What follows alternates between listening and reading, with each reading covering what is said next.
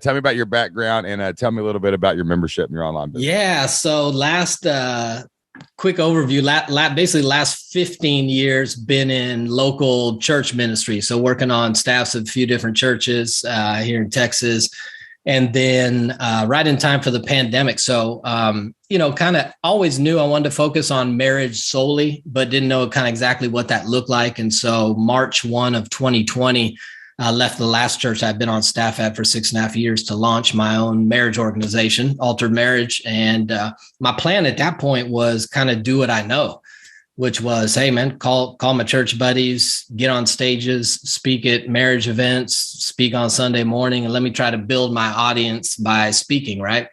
And then, 2 weeks into my new venture, the world shut down. So yeah, that wasn't a good time to start a speaking career. No, March of 2020.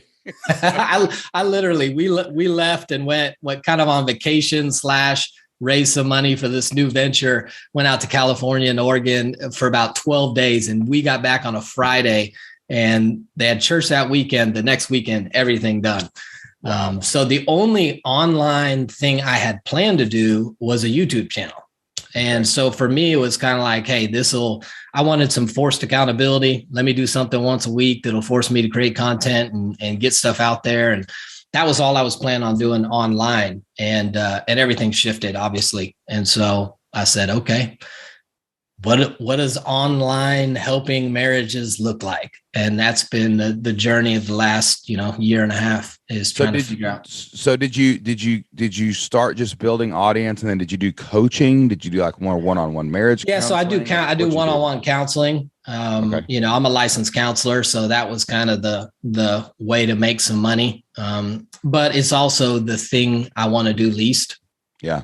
And so, it's time for dollars, little impact. I mean, you impact, I'm not going to say little impact. You impact people one-on-one, but you can't scale it to mission. You know what I'm saying? You can't. Really and hard. I would agree with you on some levels of little impact. I mean, outside of addiction counseling, marriage counseling has the least success rate. Because if you think about spending an hour with somebody once a week with no other relationship with them, you're depending on the same people who haven't been able to do it to this point to go home and do what you're trying to get them to do.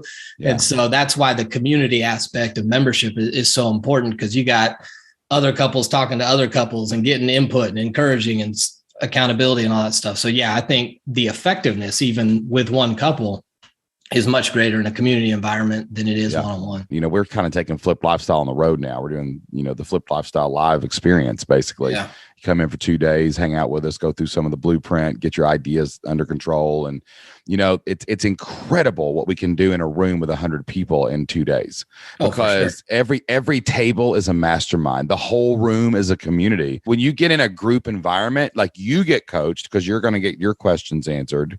But then 10 other people are going to ask 10 other questions you haven't even thought of yet. That's why church is together and not alone. Yeah. It's why it just works better in fellowship. Yeah, no, for sure. And that's why I love those atmospheres, the group classes. I do some online classes, 6-week classes. It's almost like a mastermind kind of idea that you cohorts do. Are powerful. Yeah, cohorts are powerful.